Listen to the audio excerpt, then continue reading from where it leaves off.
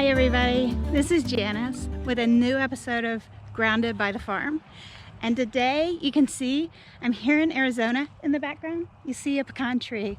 We're going to be talking to Tricia and Brian about the pecans they grow and why candied pecans are the option for them. Thanks. I hope you enjoy seeing this beautiful landscape, and I hope you enjoy listening to podcasts. Bye. Property and see what we can do. So that whole backfield was all trees. It was all mesquite trees and salt brush and all overgrown. And So the one behind the gate there. Yep. Because you can see trees when you get further out towards that. Further out. River. Yeah, okay. There's a river right here, yeah. But this all used to be just overgrown mesquite. And so everything got taken out and leveled, and so eventually one day we'll plant something back there. Right now we just have a couple steers back there.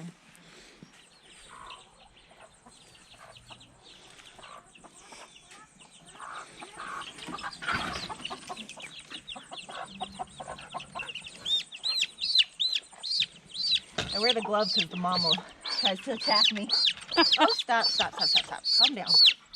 Calm down. So this little one here is naked neck variety. Oh my gosh. So how it has the no feathers on its neck and its shoulders right here, that's actually a dominant trait. So we went and we got a rooster from the feed store. You know, the rooster, nobody wants the roosters, so they give them away. And so here's this rooster, and he looks funny. He's around here somewhere. I saw him in the front yard because I went like, oh, yeah, there wait a minute. He looked odd. He's really pretty friendly for a rooster. But yeah, so he's got that naked neck trait, and that naked neck trait is actually genetic and is a dominant trait. So they all five of the babies have it, and then flip her over, her vent there doesn't have a lot of feathers on it either. Right. And so that's good because if she's laying eggs, then you won't get a lot of poop on them. Yeah. And, you know, you won't get clumps of poop that are going to get stuck in her rear as much. And sometimes... I had no idea. Sometimes chickens can get... Yeah, I know, right? Look at... And sometimes chickens can get... poop stuck in their butt and in their feathers, and it can cause an infection. And so this variety, they're you two. They're Steal the frisbee from each other. They're easier to pluck. They're a dual purpose. They're egg and meat. Yeah. And so how many chickens do you have? So with her, and if you count all of her babies, about 40. Wow. Oh, I know, Mama. I know.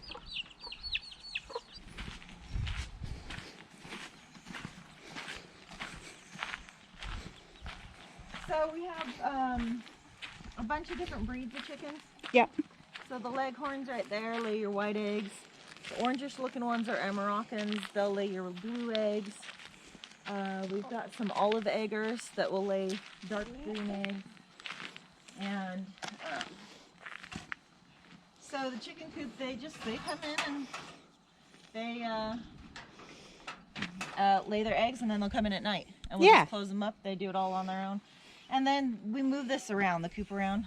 So we'll move it, you know, maybe once a month to get it moved. This one's about time to move, but it helps fertilize the ground. So all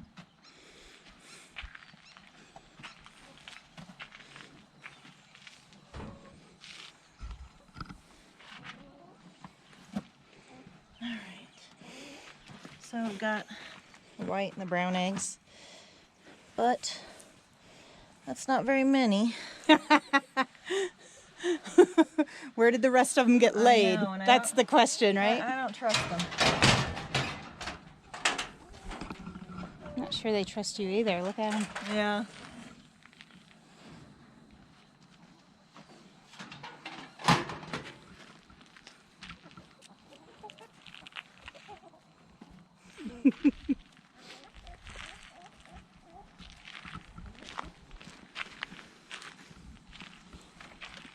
So Our recipe calls for eggs, so we use our own eggs. Oh, neat. So, yeah, those are the colored ones. Those are pretty. So the blue, the olive, and then you got the brown. So, but I'm still missing eggs. The colored layers don't lay as many.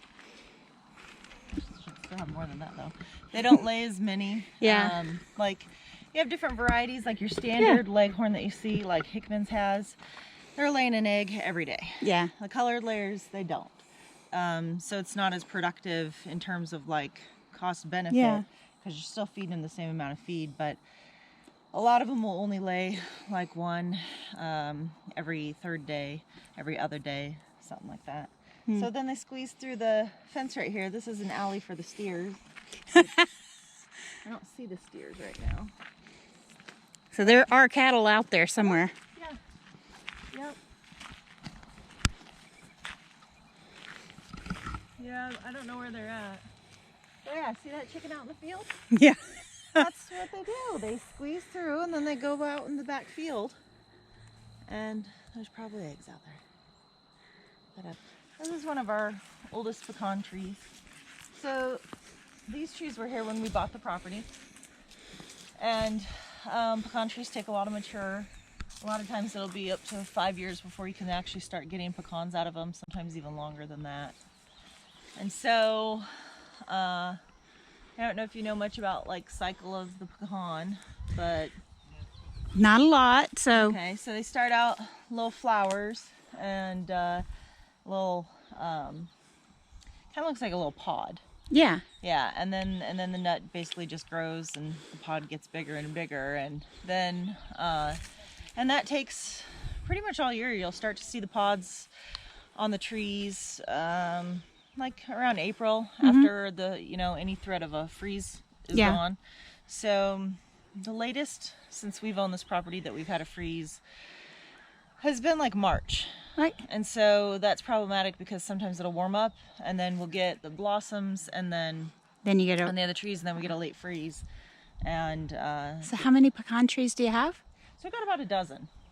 Okay. So we're actually a small producer. That'll give us anywhere from, I mean, it just depends on the year, but anywhere from 100 to 400 pounds of pecans. Yeah.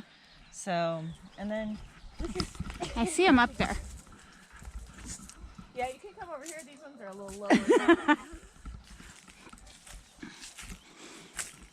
So they're beginning to mature, right? Yeah, so that they're done growing at this point. They're just going to ripen. And then, I don't know if I have any old ones on the ground. So then, Those holes kind of split on the lines. yep, so these will harden and they'll turn brown and then they'll pop open. And then when they pop open, that's when they're ready. And it's usually around this area. It's gonna be sometime between January or February. You know, we both worked full time off the farm, and so we had to find a way to make this work. And Make the farm at least pay for itself. try to. Some years. Yeah. So that tree right there is probably like 50 to 75 years old. Wow.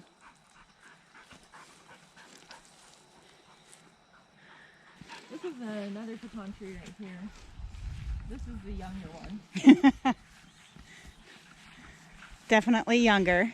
Yeah, but still producing the pecans. Yeah, it's producing pretty well. Yeah, it does pretty decent. It's a harder tree to harvest though, because the trunk isn't thick enough to shake it. So you just really have to manually get in there and shake it. And shake it pretty hard. Yeah, and shake it. And Yeah, it looks like there are a few that were left over from last year. Yep, that's what the little black husks Yeah. are. Yeah. And so then once we shake it, we have this tool. It's Is it like a drum that rolls? Yeah. You just roll it and pick it up, roll it Yep. and pick it up. Yep.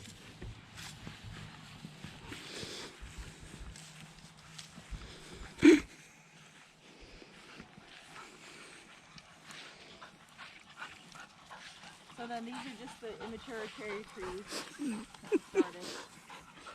And they're just going to take time before they get up to being able to grow anything. This one looks like it probably needs some kind of spray on it. We use a combination of neem oil and peppermint oil for most of the trees, especially when they have fruit on them. So once they start to fruit, we put in a hose sprayer a combination of the neem oil and peppermint oil, and the neem is good at repelling different kinds of bugs, and then the peppermint repels birds and mice, but I don't think mice are climbing up there. But so we spray the fruit with that, and it really cuts down on any kind of problems that we have with the birds and stuff. So we try to do things first, you know, with, I guess, more non-chemical options, you know. I mean, it's still a chemical. I mean, you're using a chemical. Neem oil is a chemical, but we try with without chemicals that are regulated. Yeah. So we use chemicals that you can buy over the counter first, that are not regulated, chemicals that are regulated pesticides, and then if we have to go to regulated pesticides, then we will. Yeah. So that's kind of how the process on our farm is. And so you go over to that fence and then back, or so further over? This fence line right here. So these are all more pecan trees over here. Yep. And then we go right up to that house. Our fence line is right up to that house. Right up to there. And those are all pecan trees in varying stages. Yeah. And then this is another really old pecan tree right here too. Yeah, wow. But this one, it sustained a lot of damage in I was going to say, it looks like it took a couple of hard licks on it. It did. And then we've got this branch right here that we're going to have to cut off. It's disappointing because it's got so many pecans on it, but I think I'm trying to hold on to it until we can harvest if possible. If possible. Because this is a good tree. I mean, this is a pretty solid producer for us. But this whole branch just really took heavy. It's too heavy to hit. And yeah, so there's an old one from last season that didn't come out. Yeah. And so that'd be a bad pecan. And then so sometimes we see those. Oh, there we go. That's a good one. That was on the ground over here. Better one. That one's a goner. And then this usually just comes right off. Yeah, once they're not green. When they're green, they stick pretty hard. Yeah, and even sometimes when they're brown, they stick pretty hard like that. Yeah. And so you just kind of have to wait for them to pop. Oh, there's a green one that fell down. It's hard.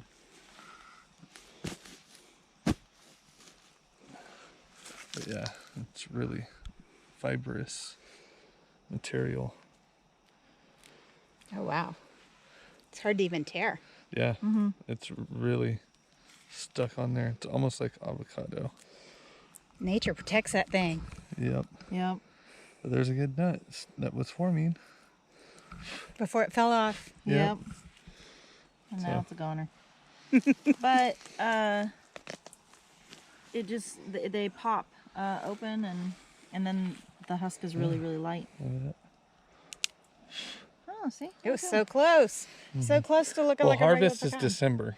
Yeah. Well, End of December, 1st of January. Okay. So. we harvested last year pretty late. We did like February last year. Well, we had a ton of snow. Yeah. In the 1st of January and December. In this far south in Arizona, a lot of snow. Yeah. Just a foot of snow here. Just seems so wrong. Yeah, we had a foot of snow, so we couldn't harvest until the beginning of February. Yep. And actually everybody in the area, I think, waited until that late to harvest.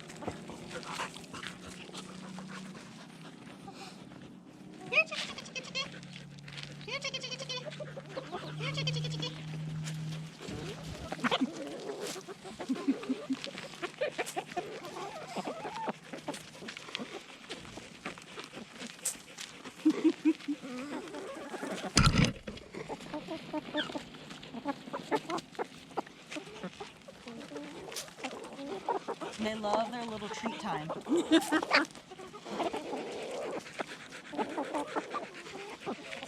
feed them like, stale bread or stuff like that we get, or fruits or vegetables or stuff.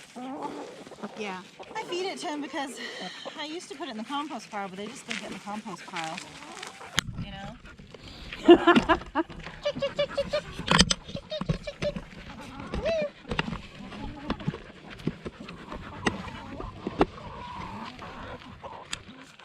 But this way I can keep an eye on them, make sure everybody's doing okay. And then I count them every morning as they leave the coop. One head at a time. All right, 1, 2.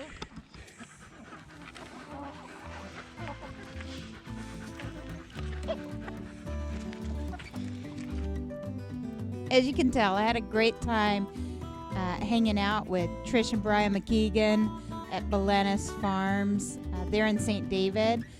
Looking forward to the podcast episode 105, which is going to go live on January 8th, 2020. I'm your host, Janice Person.